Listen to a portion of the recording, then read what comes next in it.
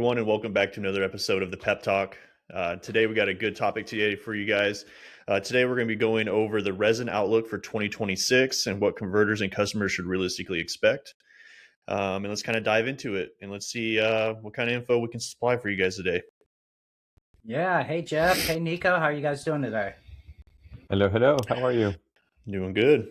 Doing well. All right. I guess we should talk about what resin we're talking about. We're not talking about like a two-part epoxy. We're not talking about bond resin here. We're talking about plastics that are used to make packaging. And the four biggest plastics, polyethylene is by far, especially low density polyethylene, is the most common in fresh and in frozen produce and in just about every type of flexible package. But we'll also talk about polypropylene because that's very common, especially in fresh produce. We'll talk about polyester. We use that for print webs quite a bit. And then we'll talk about nylon, which we use to reinforce. And we can always, if you guys want us to follow anything else, please let us know. Like if you're interested in ethyl vinyl alcohol, EVOH, because you do a lot of barrier in your polyethylene, we can follow that too. So that might actually be a good one, Jeff, that we should add to the list is EVOH. Because it is a very common barrier material. We could look at PVDC, we could look at ALOX, Silox, we could just continue to add to it. But anyway, we're talking about those four plastics today, and we're betting and gambling if we think it's going to go up or down. Yes, what do you think, and the idea is to do this at the beginning of the year, try to provide not an accurate forecast, but at least an oversight view of what could happen, what has been happening in the past years. So all our customers and future customers can know what to expect regarding pricing, because that's one of the variables that might affect your pricing on your quotings and your bids. Yeah, absolutely. Ask why early. Yeah, if we always tell our customers to usually resin won't change more than 5% throughout a year. So we always say take our packaging costs and add 5% to the co-packer, right? Just to cover maybe some increases in packaging spend over the year that are outside of our control. Obviously, as a manufacturer/distributor, we do our best to try to make everything as efficient as possible. But resin, we just buy like everybody else on the open market. So that's something that's outside of our control. But to your point, Nico, if you think prices are going up, you might want to put in a little bit of extra margin, especially if it's like a 2-year contract or a 3-year contract. Because what you don't want is dwindling margins throughout it. And that would happen if your costs go up anyway. So yeah, that's the idea is can you plan, especially with 180 days warehousing that we offer, can you plan to maybe time the market if we think that there's a big spike coming up, maybe buy 6 months worth of material, something, especially if it just came out of an art change and you're not worried about another art change, right? Stock up. So yeah, that's the idea. Well, you just mentioned something that is very interesting because they can mix up a little bit between gamble with the price increase of the resins, but also take advantage of the warehousing that we offer. So if prices are low, that doesn't mean that you cannot order big. You can take that advantage of order big, and not only when you are about to be afraid in case of an increase. You can use our warehousing and take advantage of that lower price right now, and don't wait for a horrible outcome as when happened with COVID, that as soon as everyone knew that prices were starting to go up, everyone started placing POs, and that was a necessary reaction. But you need to wait for the horrible thing to happen to forecast better and to take advantage of what is now on the table. Agreed. Yeah, it's there's a lot of different ways that you can kind of strategize around it, right? And try to take advantage. 6 months is a long time. So you can really time the market if you want to. And what's really interesting is, and what we're going to see here is the trend that we're seeing today might completely flip on its head, right? Because we're talking about oil-based products, and the biggest oil sector or section that provides oil is usually coming out of the Middle East. And we know that there is unrest right now with Iran and what's going on there. And we're gearing up. We being the United States are kind of gearing up and moving more ships in that direction. So It's interesting. So what you're going to see is like all of these things are kind of moving the same because they're all based off of the crude oil. So there's not really a big jump from one to another. There's just minor variances between them. But what you're going to see in all these graphics, and Jeff's going to put up the first graphic, which is on low density polyethylene, LDPE. This chart, if I could explain, it has all the different at the top, it has all of the different prices by different section, right? Like geographic region, USA, Europe, China, Middle East, like what they're paying for pound in those different areas.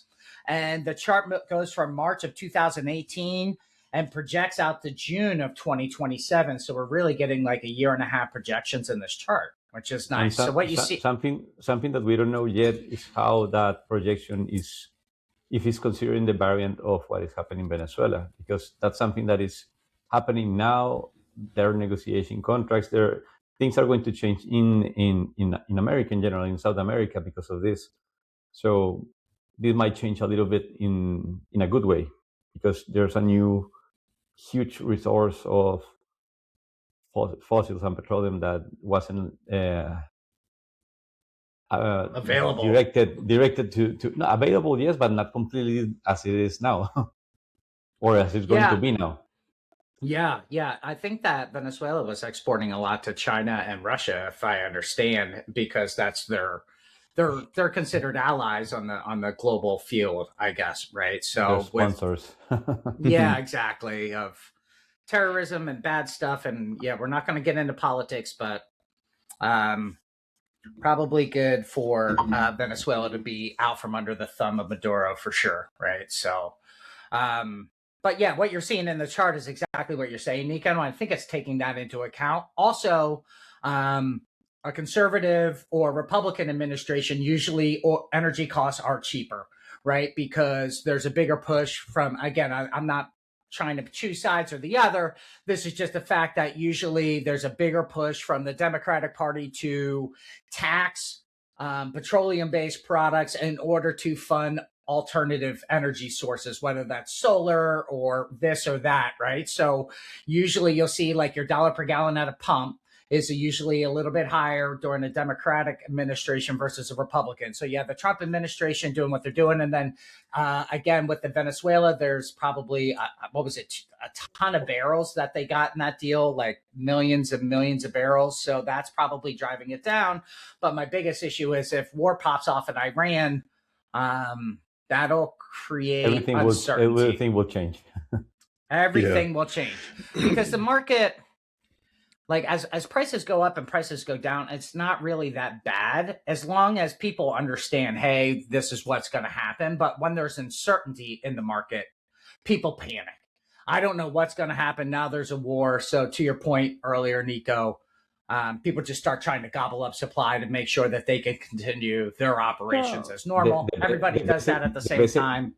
The best example of how people behave and how the market is impacted, you can take what happened in Florida every time there's a hurricane, and you see that all toilet paper disappear with waters of bottle, and that's what happened. If people start to panic around something, it will change the market immediately. The supply and demand will change. Just like our podcast last time. The down-gauging. Exactly. And just, living here, Nico, my safety stock is larger. Like I always have one unopened thing of toilet paper and one working. And once I get to about to open it, then I buy another one. I like to sit at like 37 days on hand of toilet paper at all times. You need a bidet. Yeah, I need a bidet. That would be helpful. But then my water bill would go up. So that's exactly what we're looking at with LDPE. So you see the huge spike in the middle of the COVID years where the pricing went just banana. We're going to see a big downtrend, and it's about to go down even more. So really, really good sign on LDPE. Polypropylene is exactly the same. Big spike during COVID, a little bit of uncertainty over the last 4 or 5 years, but now it's starting to kind of settle in and starting to go down. So if you look at when Jeff shows you the polypropylene one, you'll see the same thing, a spike in the middle and a downtrend. Polyester, even a bigger spike in polyester in the US market during COVID than any other region or plastic, which is really interesting. But everything in the polyester world is projected to decline, except for there's a little bit of a bounce back up in the Europe outlook. And again, I don't know if that's tax related or not, but Europe seems to be the highest on all of these trend lines.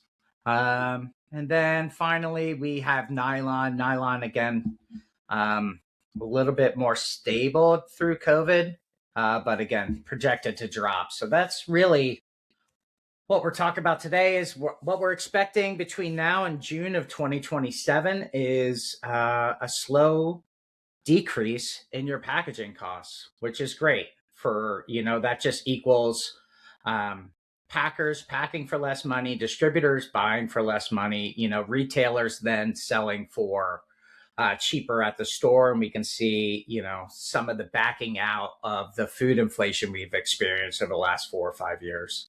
Yeah, agreed. And at least they can forecast for the next year with no problem of getting worried about exponential increases. So that's the best part of this scenario. Yeah, it's kind of interesting that Venezuela is almost like a backup plan if something does happen in Iran. Because I think if Venezuela, if that didn't happen and Iran was about to pop off, I think all of these would be adjusted up, But I mean, again, none of us are market experts or resin experts. Just this is what we see. This is the trend line. It's called businessanalytic.com. Check it out. Jeff will share the URL so you can go on here whenever you want, but just plan accordingly. Yeah. I was just gonna go ahead. That way. No, yeah, go ahead. You go and let's see if it's the same thing.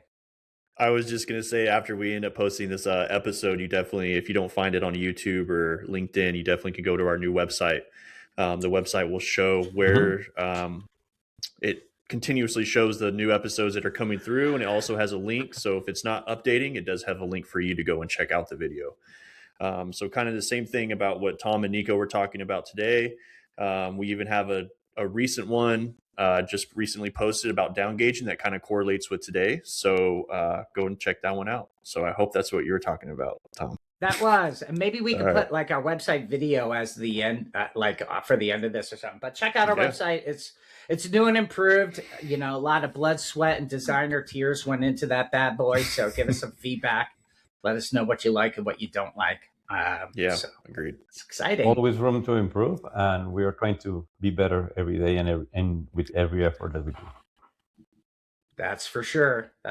So, anything else we wanted to cover? Website, resin? No, I think this covers everything for this pep talk. Yeah, quick hitter. All right. Well, Jeff, you want to take us home, buddy? Thanks for tuning in, and we've always enjoyed doing these. This is a very important topic for us to kind of tackle at the beginning of the year, and we'll kind of do this as the year goes on, just as like new updates come in, so that we're constantly updating you. So so feel free to join our episodes to kind of get some more insight on that. But other than that, we appreciate every single one of you that listens, and we'll see you guys in the next episode. See you soon. Bye.